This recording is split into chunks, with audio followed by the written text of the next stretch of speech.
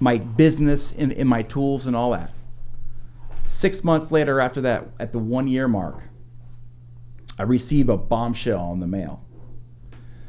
It stated that the VA is no longer responsible for the neglect and the malpractice that happened due to a law that was written in 1946 in the Federal Tort Claims Act that states that if we find that the doctor who hurt you is an independent contractor that is working within the halls and the walls of the VA and not a U.S. government employee, we are not responsible. So what they did... Who said that? This is the office... Name and picture of whoever that was. See, and this is why I was very successful in what I did. I've never slandered. I have never name dropped. I have only operated in an honorable way because I was not looking to put any bad stuff on my name, on my reputation, and who I was as a person. Even if it were to kill me, I was just not that type of man. I would never go out and I would never, dishonorably yell someone's name. Because look, we all make mistakes. We all make mistakes, and people do bad things. And sometimes they do those bad things on purpose. But I could not live with myself, live in the honorable way that I've always lived my entire life, to go out and say, well, you hurt me, now I'm going to come back out and hurt you. Because now my case is public. So I had to remain completely just professional. And I had to operate in a different way than I was being treated. And I think that ultimately was the reason why I was successful in the next endeavor that we're getting ready to talk about here. But the bombshell, the letter, the VA reversed course. They did an about face, and they left me and my family holding the bag. Now, that's when I went back to my chair. That was a bad night. That was the night I didn't even want to live anymore. And the funny thing is, or it's not funny, I love my children more than anything in this world. I have a relationship with my children and my wife unlike any other couple. We do everything for each other. We're always together. We build each other up. We are a rock. We are a solid foundation. And nothing has ever come in between that, ever. And me being sick, it didn't matter. My wife's always been there. She's the glue that holds everything together, as I've always been there for them and my children. And for me to even think like that, it hurts my heart to this day.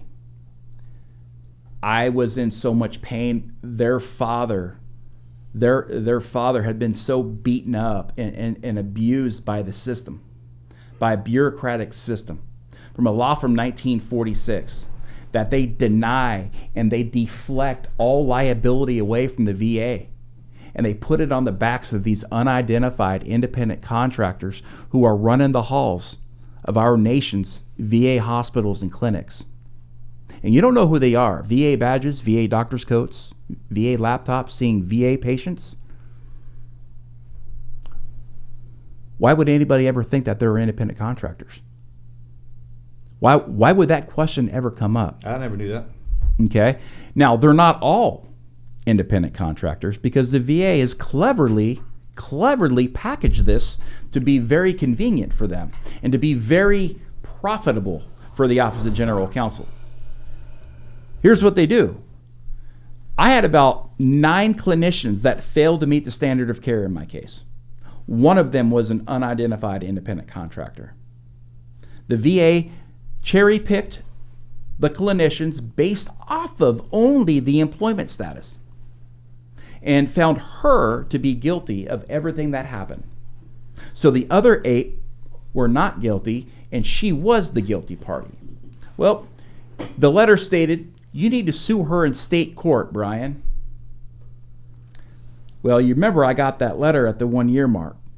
It was postmarked 3 days after my California state statute of limitations had expired. So now what the VA has done is they've completely destroyed and removed my physical health, my mental health, my emotional health, my livelihood, and has now denied my right to due process. not only in federal court, but now state court. And not one attorney would take my case. That law from 1946 is bulletproof.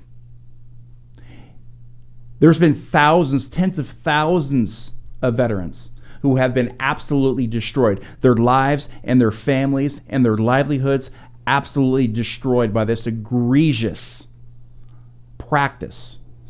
When the law in 1946 was first written, I could understand why it was written. That's some World War II stuff. Right? We didn't have a lot of independent contractors working within the VA. They were all employees. So they had a little clause in there.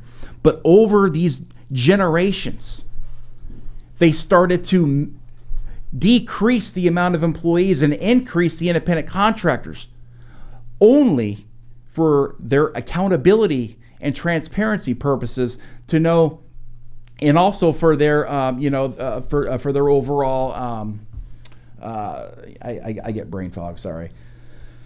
But they do that in an effort to see their way out of these malpractice cases, and they put it all on the backs of these independent contractors. So that's where this whole entire story for me begins. And people say, what's the crazier thing, surviving a bone-eating staph infection for 4 months that you should have died within the first 10 days, or what you were getting ready to do in your most weakest and vulnerable time in your life? This is the Team Never Quit podcast. So buckle up, Buttercup.